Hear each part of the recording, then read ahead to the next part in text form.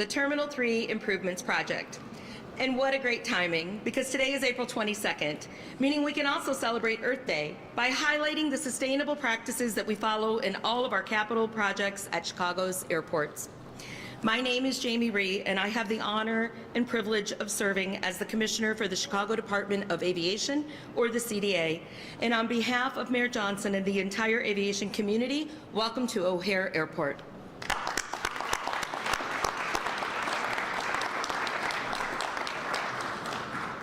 As you all know, the City of Chicago has made tremendous investments at O'Hare in recent years, which have been critical in maintaining our status as the nation's most connected airport. It is incredibly exciting to see our vision for the airport continue to unfold as we complete these infrastructure improvements and enhancements to meet the growing demand at O'Hare, which include wrapping up the reconfiguration of the airfield through the O'Hare Modernization Program, completing the awe-inspiring Terminal 5 expansion and modernization, opening the beautifully designed and functional multimodal facility and the renovated airport transit system, and other projects underground, such as the pedestrian tunnel renovation, utility and roadway improvements right beneath us across Terminals 1, 2, and 3. There's so much more to say, but let's focus on why we're here today, and that's to join our mayor, our fantastic U.S. senators, members of the Illinois congressional delegation, our regulators and airline partners to celebrate the start of another vital investment into our airport and yet into our city. The $300 million Elevate T3 project will address aging infrastructure in this building and allow for future growth. Upgraded customer amenities, security screening improvements, and expansion of accessibility features for travelers with disabilities will significantly enhance the passenger experience and improve operations. I've had the incredible opportunity to work with several visionary leaders, starting with our Mayor, Brandon Johnson, our Chairman, Matt O'Shea, and Vice Chair Curtis, and members of the Aviation Committee, and the entire City Council, our amazing U.S. Senators, Dick Durbin and Tammy Duckworth, and Congressman Garcia and Congressman Davis, as well as many others. We would not be here today without your creativity, your ingenuity, and support for the much-needed investments in our transportation network. Let's give them a round of applause.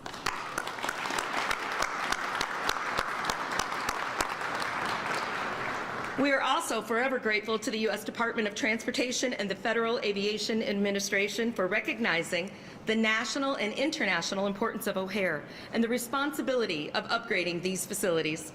But what's more important than the building itself are the individuals behind the building process. Our airports have long served as vital engines of economic growth for both Chicago and the surrounding region. It's essential that projects like these are leveraged to expand capacity, create jobs, and promote the development of our diverse businesses of all sizes and types. The momentum has been growing. To date, we have paid out 38% of all funds to certified minority and women-owned firms on our O'Hare 21 program.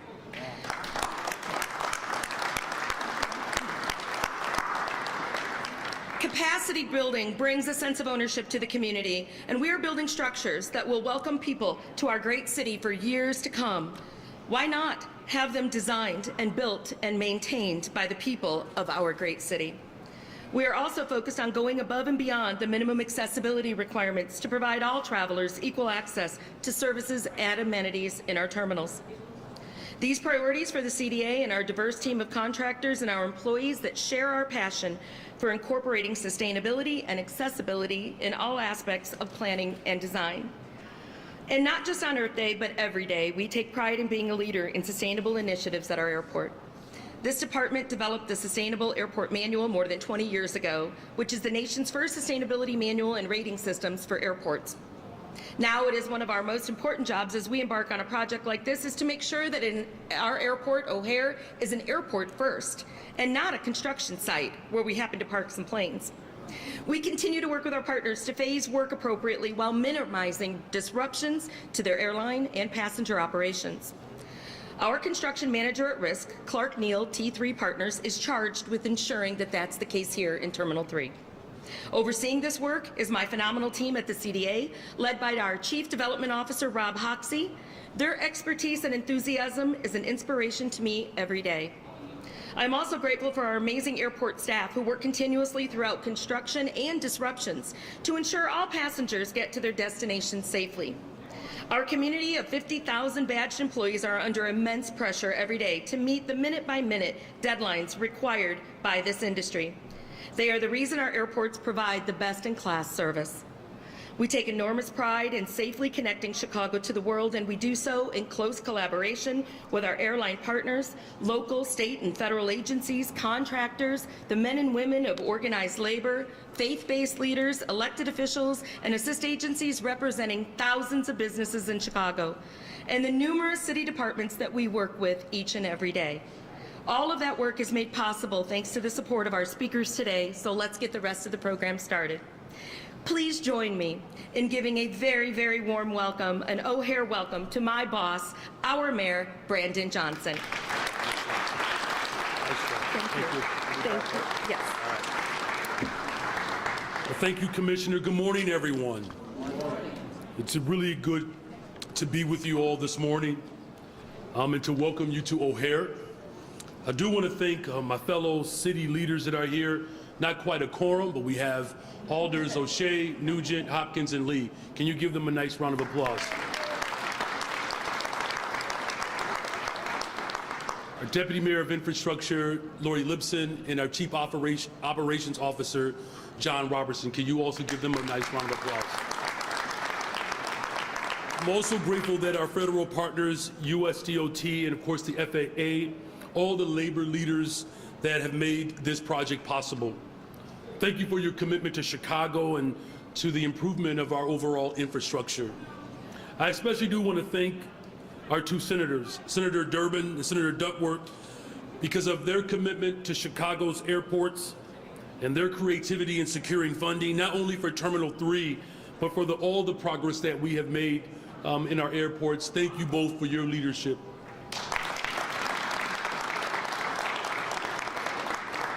I was going to say 3 decades, but I didn't want to embarrass Senator Durbin. I love you, sir. But I'm also grateful that we have two very strong political giants that are with us today. They birthed the political movement a generation ago that made my candidacy and my leadership possible. Congresspersons, my neighbor, first of all, Congressman Davis and Congressman Garcia. Can you give them a nice warm round of applause? Thank you to American Airlines, who is represented here today by Ben Humphrey, Vice President of O'Hare Operations. Terminal 3 has been American Airlines' longtime home here at O'Hare and in Chicago. And we know this project could not be undertaken without their tremendous support. And thank you to the entire American Airlines team for your continued partnership and your unwavering commitment to the greatest city in the world, the city of Chicago. This $300 million investment is made possible by 2 separate grants received from President Biden's bipartisan infrastructure law, totaling $90 million in federal support.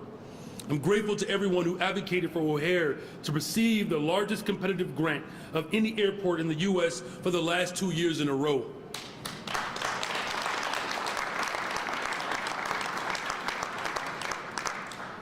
You know, this incredible federal support makes sense because Chicago and O'Hare are an integral part to the global transportation network, because we connect the world to Chicago and Chicago to the rest of the world. The improvements to Terminal 3 that we celebrate today are essential to meet the continued demand for an enhanced travel experience for residents as well as our visitors. This project will do just that. But it's more than just an expansion. It's more than just enhanced space. It's greater accessibility for passengers with disabilities.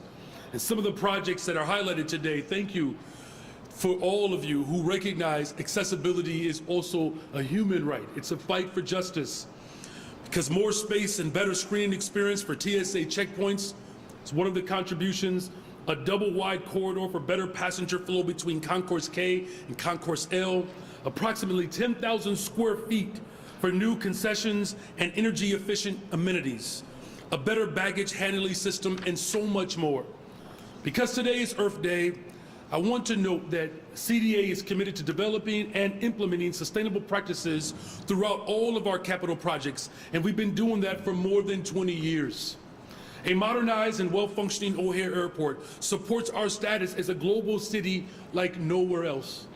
About 74 million passengers traveled through O'Hare in 2023, and many of them are en route to over 247 different destinations. We will continue to invest in our terminals, our airfield, and our increased access to O'Hare to ensure that the millions of residents and visitors have a great experience traveling to and through Chicago. And through it all, we will keep all of this in mind, that we need to make sure that we meet the needs of all of our travelers. The overall efficiency and inclusivity of the entire aviation system relies upon increased accessibility for passengers with disabilities, which is taken into account in Terminal 3. In our airports and throughout the entire city, I'm committed to inclusivity and accessibility. While today's investment allows CDA to rehabilitate and expand the 60-year-old terminal, it would do much more because it is a benefit for the entire city of Chicago. This investment is an investment in our people, and as long as I'm mayor of the city of Chicago, we will always put the people of Chicago first.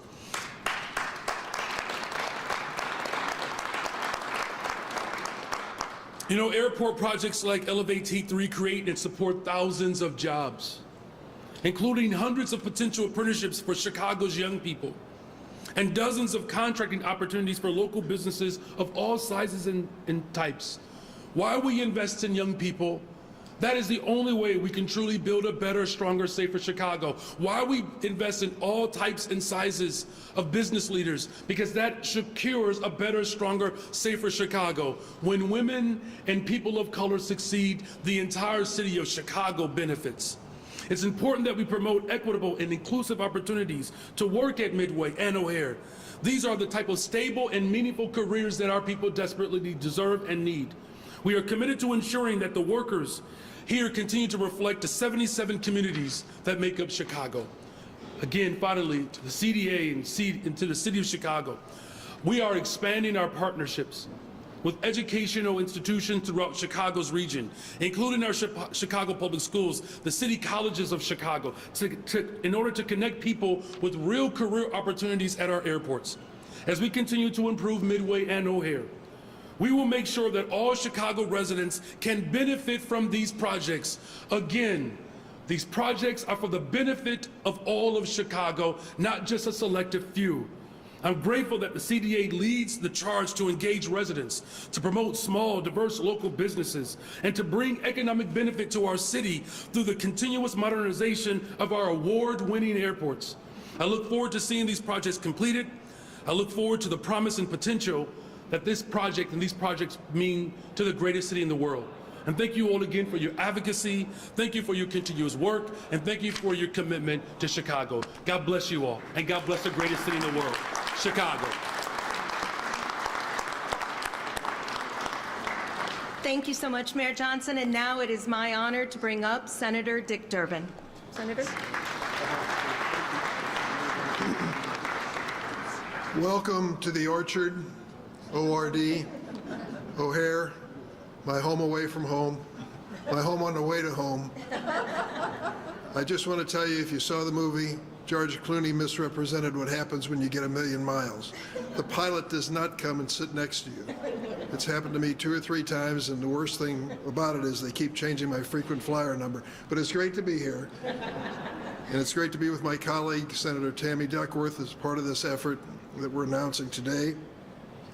My friends, personal friends and colleagues, Congressman Davis and Congressman Garcia, and the entire congressional delegation. I want to thank the mayor for that excellent introduction to the reason why we're here. I want to acknowledge CDA Commissioner Jamie Rhee and FAA Associate Administrator Shanetta Griffin. And why are we here? Because we brought the money home. And that's why you sent us to Washington, didn't you?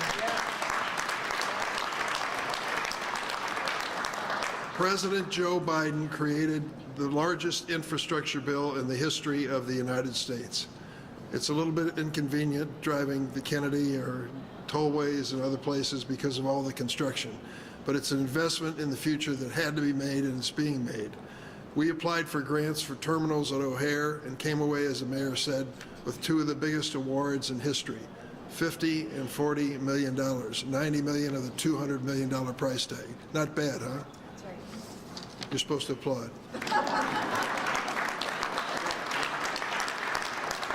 That takes care of about half the cost of the Terminal 3 project. And as the mayor went through the details, it's going to change the flying experience for so many thousands of people who use O'Hare. It's going to be the first impression of the city for many people, and for those, I wanted to have a good impression. I always use the example of LaGuardia. What a hellhole that was if you ever flew into it. Now look at it today. People are headed out to LaGuardia and they sit in the gathering area to watch their fountain, and they marvel at what can happen in the course of traveling when you have modernization and you have kind of efficiency and safety that comes with it. It's all part of the same effort. So I'm happy to be here today and be part of this announcement. But I do want to spend a minute, maybe 2 minutes, reflecting on history. It was not always the case that people were cheering what was happening at O'Hare. When I was first elected to the Senate, the fate and future of O'Hare was in court to decide whether or not they could go forward. There was a political division to the point where the other United States Senator, not Senator Duckworth, another United States Senator, opposed the modernization of O'Hare. Villages were choosing sides in the battle, the political battle that went forward. It was a battle that was well worth fighting. And why? Because many of us realize that O'Hare is more than just an airport. It's a critical part of America's economy. It's essential to our state's economic future. It's absolutely essential to this region. How many businesses have I run into said they came here because of O'Hare? They wanted to have modern, safe travel available to them. Over and over again, whether you're a flyer or a business owner in the area, O'Hare is a big deal. O'Hare has always been worth fighting for. It was then, it is now, and I'll continue to. I'm lucky to have by my side a terrific Senate colleague and a great advocate for O'Hare, because she uses it a lot too. Please give a warm welcome to my colleague, Tammy Duckworth.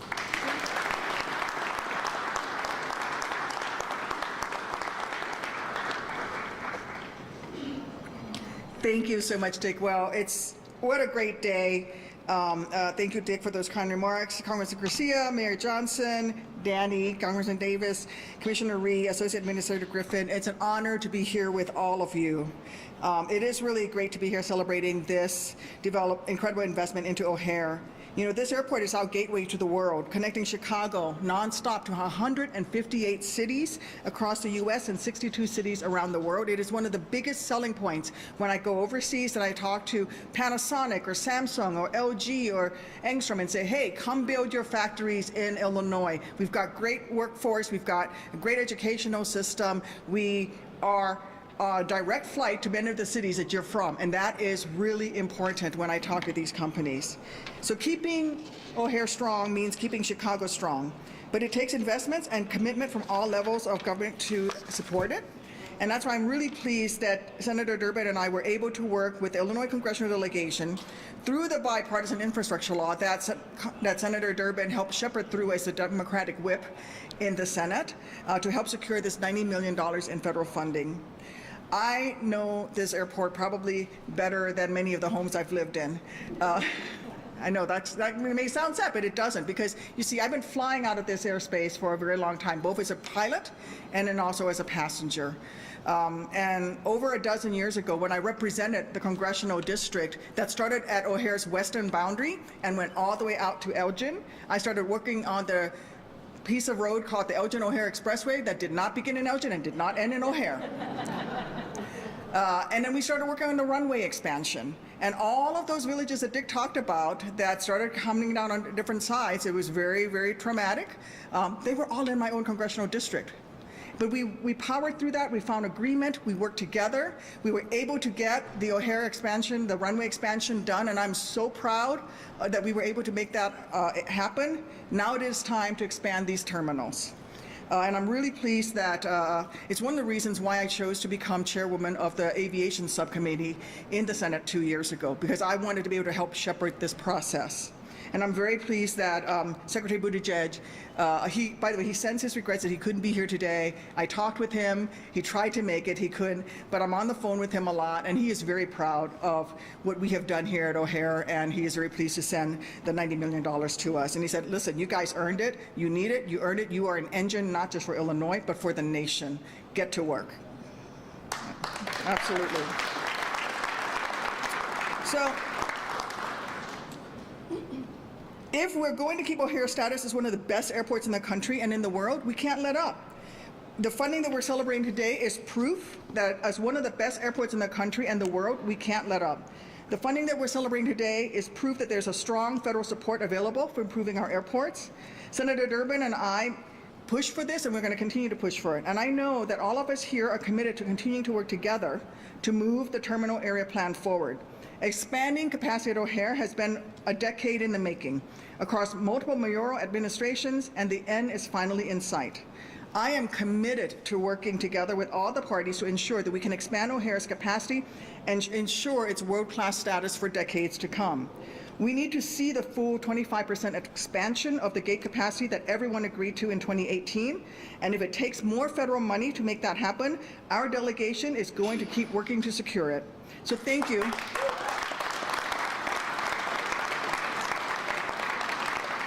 I'll just go to the Pentagon and look in their couch cushions. They have extra. So thank you for coming here today, and I can't wait to continue celebrating these and so many more improvements for years to come. And now I'm going to hand it over to Senator Garcia. You're next. Thank you.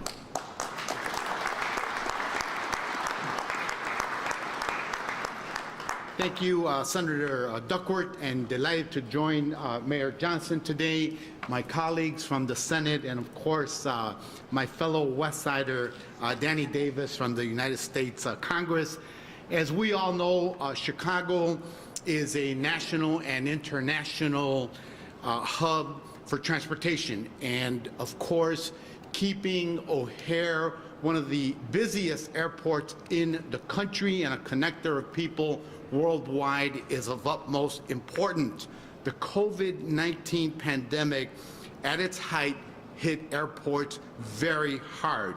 And as we return to pre-pandemic levels, airports are working hard to accommodate the rapidly growing demand and to mitigate severe congestion as well. And as airports across the country are expanding and modernizing, this project is a key first step in ensuring that O'Hare remains a globally competitive airport. I want to thank Senator Durbin, Senator Duckworth, Mayor Johnson, of course, Commissioner Rhee, and the Chicago Department of Aviation for their work to get this project, this exciting project, off the ground. I know it's in great hands and that you all will work steadfast to complete the improvements in Terminal 3. These renovations will improve accessibility of the terminal, provide modern amenities, expand concessions, and update aging infrastructure, especially in light of the new rule that was announced by Secretary Buttigieg 2 weeks ago to offer additional opportunities for women and minority contractors as well. They will help generate revenue, create jobs, and increase economic activity.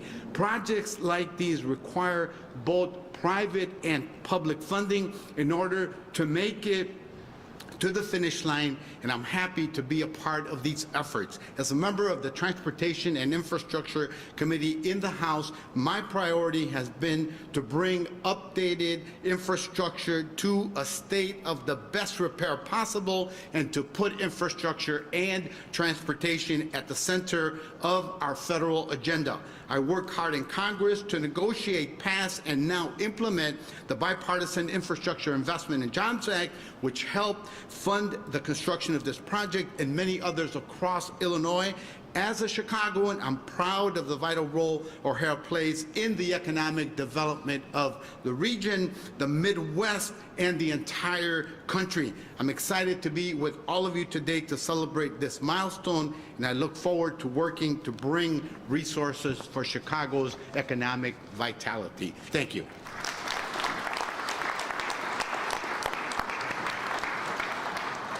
And now it is my privilege to introduce Congressman Danny Davis. Thank you. Thank you very much. You know, when I stepped out of the house this morning, my wife said, "Danny, I know you got a lot of things to do today. So in everything that you do, I want you to stand up, speak up, and shut up." And that's exactly what I'm going to do, but not before I acknowledge the tremendous work and leadership of the Commissioner of Aviation for the City of Chicago, one of the best in the business. None better.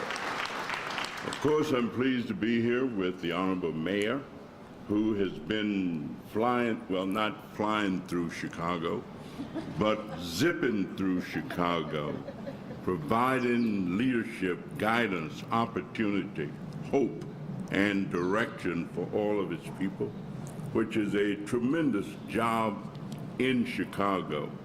Brandon, my neighbor, you're doing super well. Keep on doing what you're doing, and you will be flying. And you'll fly all over America. But we are so blessed in Illinois to have two of the greatest United States senators in the country. None better than Dick Durbin and Tammy Duckworth. We never have to worry about what they're going to do, how they're going to do it, and what it's going to mean for all of us. I have to commend the Biden-Harris administration. As a matter of fact, I was thinking about my father when I went to college. I was broke, and I sent him a letter and said, "Dear Dad, I'm broke, no money, no fun." He wrote back and said, "That's sad, awfully bad, your dad." But when I think of not being broke, the Biden administration has provided funds. I serve on this committee called Ways and Means, which really means you have to figure out how you're going to pay for everything that you do, that nothing just falls out of the sky. You got to pay for it. The Biden administration has been creative in coming up with revenue generators, ways to bring $90 million today. Let me tell you, even in Chicago, that's not chump change. That's a good piece of money. As Senator Durbin has already indicated, the largest infrastructure bill ever in the history of the United States of America. Takes money to run a country. That's what the Biden administration has done. O'Hare Airport is the light of flying, as far as I'm concerned. Thank you all for being here, and it's going to be even better.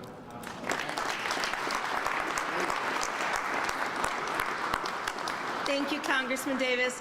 And we certainly wouldn't be here today if it weren't for our next guest. We'd like to bring up now Associate Administrator for the FAA, Shanetta Griffin. Shanetta?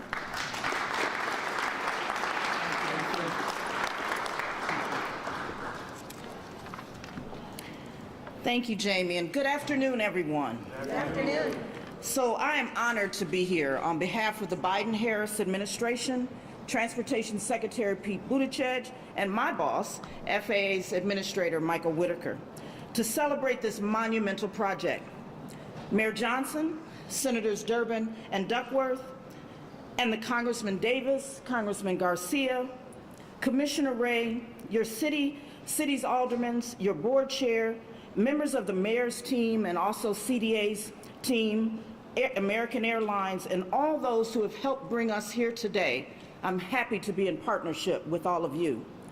I must, though, acknowledge my team, the FAA team that works on the ground with CDA, with Commissioner Ray, to bring this project to light. So my regional office, my airport district office, and our regional administrative office. I want to give them a round of applause as well, too. I'm excited to celebrate with you today, and it is especially noteworthy that today is Earth Day. Sustainability has been a top priority for the Biden-Harris administration, and it is of great importance for us at the FAA. As noted by the mayor earlier, the Chicago Department of Aviation has been leading the way on sustainable initiatives for decades. Chicago was one of the first aviation departments in the country to develop a sustainability airport manual governing design and construction of its projects. This Terminal 3 project will be part of that legacy. Supported by the Biden-Harris bipartisan infrastructure law funding, the Terminal 3 improvements will include the latest technology, provide enhanced energy efficiencies, and reduced emissions. The improvements will have real impacts on the people who will travel in and out of Chicago and the greater Chicago communities. Terminal 3 was built in the 1960s and revamped in the 1980s. It's time for an upgrade. That's why I'm so glad DOT and FAA are able to boost this important project with $90 million in total grant funding from the FAA's Airport Terminal Program. Of that amount, $50 million is already under grant, and the $40 million that was recently announced as a part of the fiscal year 2024 ATP grant program is close to being under grant as well. These funds will rehabilitate, improve, and expand passenger access for the 20-year-old Terminal 3, making its corridors wider, waiting areas bigger, baggage systems better, and TSA screening more efficient, and provide traveling customers a greater sense of place of the Chicago culture. This $90 million Airport Terminal Program award will also build upon millions of additional dollars in federal funding that O'Hara received from the Biden-Harris administration and the bipartisan infrastructure law. For example, fiscal year 22 and 24, this airport received more than $215 million in the airport infrastructure grants for a variety of improvements to this great facility. Broadly, this year's Airport Terminal Program is an investment of nearly $1 billion to improve 114 airport terminals nationwide, spanning 44 states and 3 territories in this year alone. In the great state of Illinois, this year's program is also supporting the St. Louis Downtown Airport in Shakia, Illinois. The project will replace the aging and inefficient terminal and includes a new bus stop to provide access to the bi-state transit system and better meet the needs of airport users. At the Crawford County Airport near Robinson, Illinois, this project will include a new 6,300 square foot terminal to replace a temporary terminal that serves at the current terminal after the original terminal was destroyed by a tornado a year ago. These awards supplement nearly $2 billion for airport terminals announced over the past years. The variety of these projects are all under construction. All told, we're investing $5 billion over 5 years to modernize Americans' airports, again, thanks to the administration's bipartisan infrastructure law.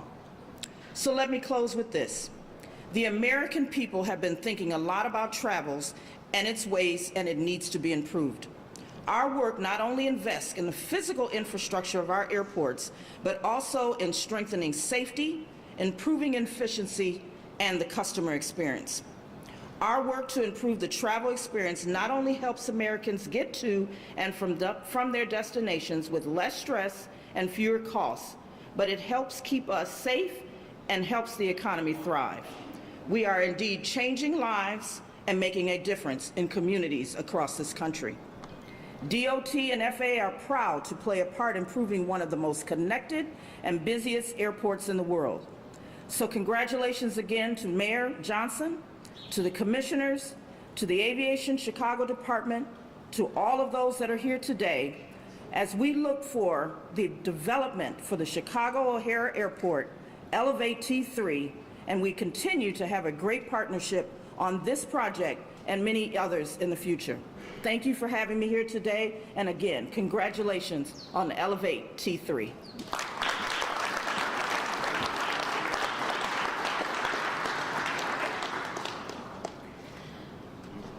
Okay, that concludes our program for this morning. We just want to thank you for coming today. I believe we have some time for some questions. If there is, are there any questions? We're going to open it up for questions for Congress folks first, and we're going to start with on-topic questions. So if you've got an on-topic question, please wave me down for a congressperson.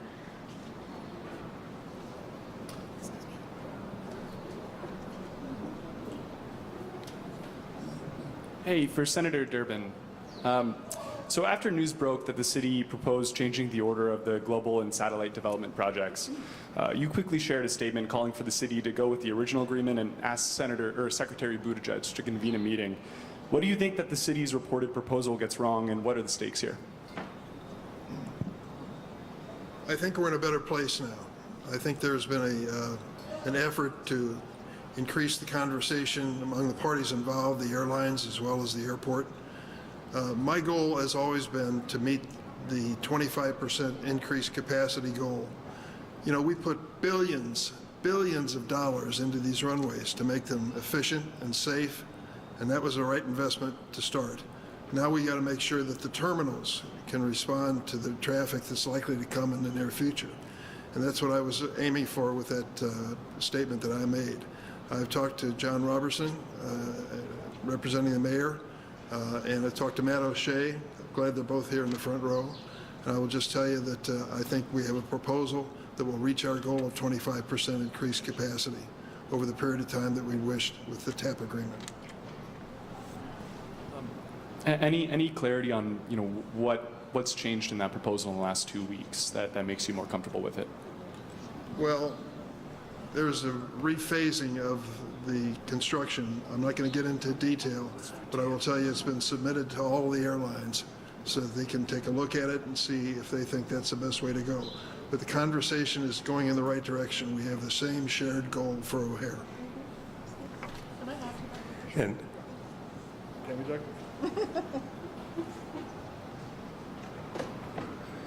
Yeah, I just wanted to add to that.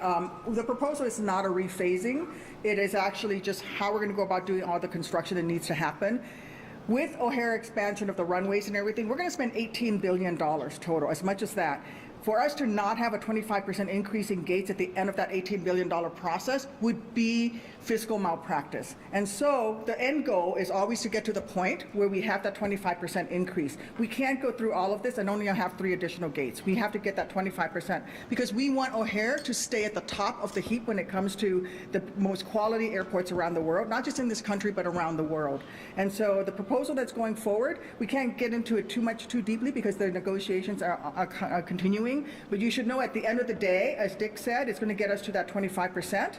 And then how we go about it is some very basic things like let's dig once. You know, if you're going to work on Terminal 3, then let's make sure that we only dig up the runway once to run the power lines and run the sewer lines, so that we don't dig under the runway, then come back 2 years later and dig under the runway again. So there's a lot of really common sense things that are happening in that proposal that gets us to that goal that we're trying to get to of 25%. I think the city did a really good job of rolling up its sleeves and coming up with a proposal that will continue to allow the airlines access to gates, but at the same time expand the additional gates that we need to be the airport of the future. Senator Duckworth, don't go anywhere because my question is for you. How satisfied are you with the kinds of accessibility plans and work that will be going on here? Because I know you've been pushing for, are you getting everything you would like to see? Well, at this airport I am. At other airports around the country, it's been something of frustration. I have a great relationship with Commissioner Rhee, and she's been very responsive. And a lot of the things that have been done in the Chicagoland area, especially here at O'Hare, is really setting the standards for around the country.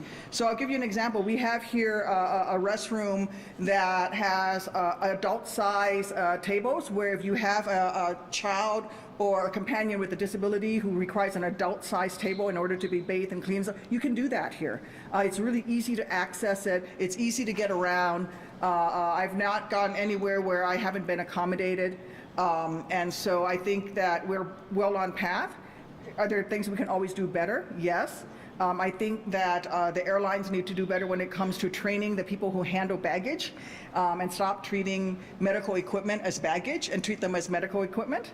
I think training for the folks who help people on and off the aircraft so that they help people who may need a little help getting into an aisle chair. Those folks are well trained and well compensated for the very hard work that they do.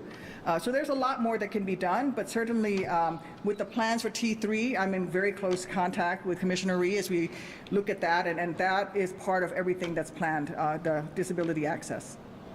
Senator, you mentioned the prospect of additional funding to complete the terminal area program. Can you elaborate on that? How much maybe you have in mind or where that might come into play? Well, we have not, with the new proposal from the city, this expansion is now back on budget. And in fact, I won't say it will come out under budget, but it's back on budget, which is really important. And because of the way that we are going to start construction work on Terminal 3, it gets us on budget. But if there is a need, we'll do what we did 13 years ago when we were working on runway expansion. And back then it was Secretary LaHood who rolled up his sleeves and said, let's everybody sit down and work this out together and find the funding to do this. I've had the same commitment from Secretary Buttigieg, who has said that if there's additional funding that is needed, we're going to roll up our sleeves and figure out how we can get to that place. But right now, the project is on track. It's back on budget, which is really great news, and I want to thank the city for coming up with that. And so we're going to be able to get this world-class, first-class airport back on track. Senators, I wanted to ask about a related airport project in... Hi, Marty. Hi, Senator. She's been with me since we fought for Western Access, and we talked the runway expansion. Thank you. My question is about Western Access. In a few years, Interstate 490 is going to, connect to the airport, but the only thing that apparently will be there there won't be anything for the public. There would just be a parking lot for employees. And are you satisfied with that? No. I'm not satisfied with that, but I am satisfied with the work that the city is doing with me to get us to a place where we can actually have access. There's only one way in and out of O'Hare, and that is a real bottleneck. And with the amount of traffic that's coming through, we need another access point. We're going to get there. It took us literally a decade to negotiate with the railroad in order to just get access to one portion of the fence line. So we're at a place now where I think with the expansion, let's get Terminal 3 built. Let's get the employee access. We just solved that. We just cracked that nut. We're going to come back. I'm not going to let this go. We're going to get that Western access because that is going to help everybody have access to the airport. And I'm still working on Elgin O'Hare Expressway. Hi, Miranda Davis, Bloomberg News. The last we heard is that the airlines were still reviewing this proposal. Is there any status updates on where things are with the airlines? I think they have until early May to review it, so we'll just let them review it. We're certainly available, the members of the delegation. I won't speak for the city, but we certainly are available to chat with the airlines, and I certainly do talk with their representatives on a regular basis. But I believe they have until early May to respond. Any other questions for Congress people?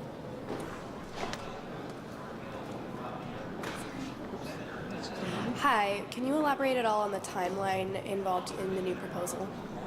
I'm going to turn that over to the commissioner because she'll know the timeline exactly better, but I don't know that we can speak too much to it because it is in front of the airlines right now, and we have until early May. Do you have anything? Yeah, that's all we can talk about right now. Thank you. Hi, Senators. For either of you, several members of Illinois' delegation, including Representative Garcia, voted against aid to Israel this weekend. Are you at all concerned that Israel will become a growing source of division within the Democratic Party to the point where it could cost Biden re-election? Well, I just say one thing. Israel is our only true ally in the Middle East. They have been attacked. They are defending their own nation. Now, that said, Israel has every right to defend herself, but at the same time, we need to make sure there's humanitarian support that goes into Gaza. We need a negotiated, bilateral peace agreement, a ceasefire, and a two-state solution. That is what we need to work towards. And that's why in the aid packet that goes out, there is also, in addition to money for Ukraine, thank God, and money for Israel, there will be also money for humanitarian aid. And I think we can unite on that babies should not be getting killed, but at the same time, babies should not be getting ripped out of their homes on early morning hours and burned to death either. So this is a really complicated situation. We can get to a solution, but we're all going to have to work together on it. And I call on our Middle Eastern countries, our friends in the Middle East like Saudi Arabia, to step up and do more. Thank you. We're going to do on-topic questions for the mayors. We're going to start with Jake. Hey, Mayor. You know, there's been a lot of talk about this project going down in cost and being under budget again or within budget again. Can you tell me more about what's changed and why the city is confident that this can stay? We're collaborating and we're talking to all parties. We have great federal partners. The airlines have been very courageous, having real substantive conversations around how do we make sure that our shared values are met. This is a global epicenter for continuity for the entire globe, and everyone who is involved in this understands that.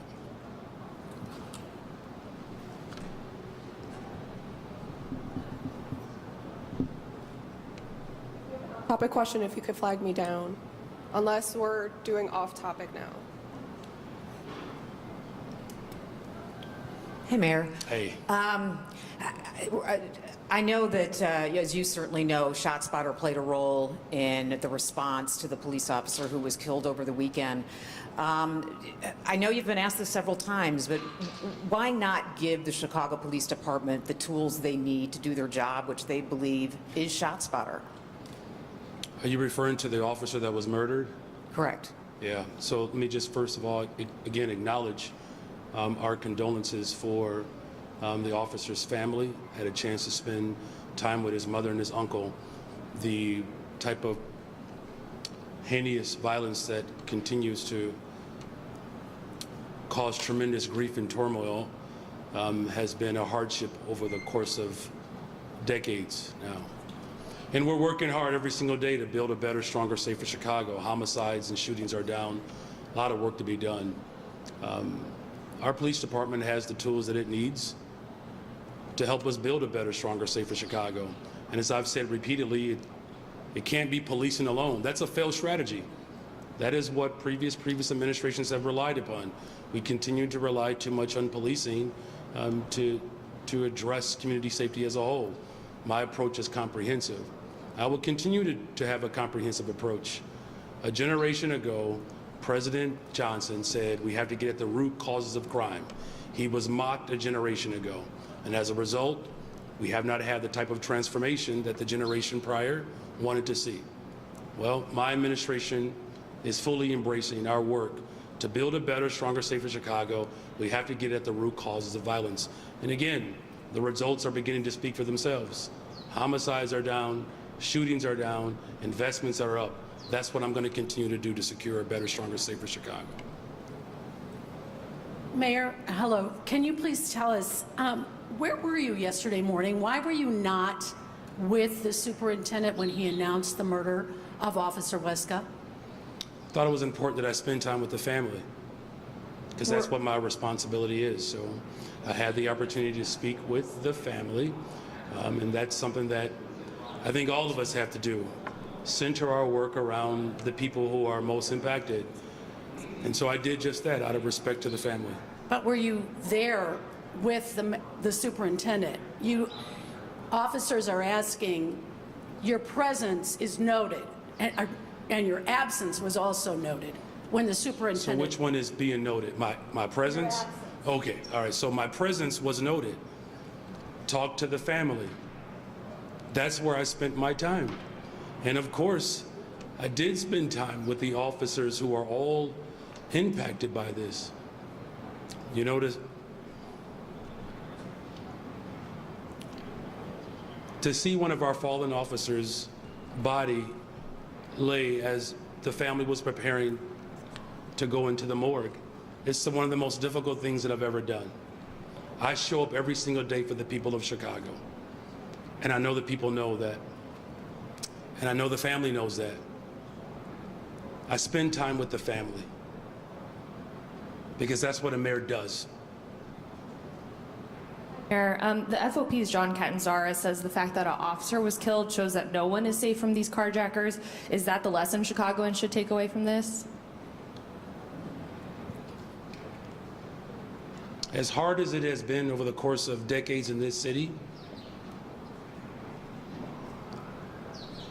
someone who is raising a family on the west side of Chicago, the congressman is a neighbor of mine. We love Austin. Crime is not brand new in Chicago. It's not. When I was in high school, there were 800, 900, and 1,000 people being murdered in this city, primarily black people. No one thinks about this issue more than me. The vast majority of individuals who are losing their lives for violence look like my sons. It looked like my sons. I'm doing everything in my power to collaborate with the federal, the state, the county, philanthropic community, the business community, to make critical investments so that this does not become the constant narrative. We are better than the examples that we have seen. But this is still the greatest city in the world. We are not defined by these tragedies. We will be defined ultimately how we respond to the needs of the people. That's why youth employment is important. That's why mental health services are important. That's why the $1.25 billion investment, the largest bonds investment in the history of Chicago, that's why we did it. For the sanctity of those who call Chicago home. And no one knows that better than someone who lives in one of the most disinvested neighborhoods in the entire city of Chicago. And that's why I'm grateful that we have strong partners who help support that bonds deal. The work that we're doing to increase our support for homelessness. The work that we're doing to make sure that downtown development happens as well. To make sure that this city will always hold on to its values. And then we'll make our way over to Shovels. Hi, Mayor. I got a question from the newsroom at Block Club Chicago. So last week you referenced an investigation into CTA bus driver and TA Lyon's death that will continue to unfold after Block Club's report. Is this an internal CTA investigation, or is this another agency investigating the circumstances surrounding her death? Well, look, it's all encompassing, right? When something like that happens, it's very tragic. When a public servant loses their life at work. And I know that from a very personal standpoint. I hope you hear me. I had an aunt who lost her life as a CTA worker. I know that grief. I know what it's like to put your arms around your cousins because their mother, my aunt, is not here, working and serving this city. So yes, there has to be a full investigation. And of course, our condolences are still with the families who were deeply impacted by this loss. Can the public trust the integrity of CTA's internal investigation when the agency previously said the CTA stands by its handling of the death?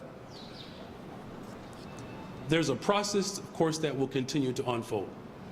And government has a responsibility to make sure that that process is open and transparent. Thank you all very much.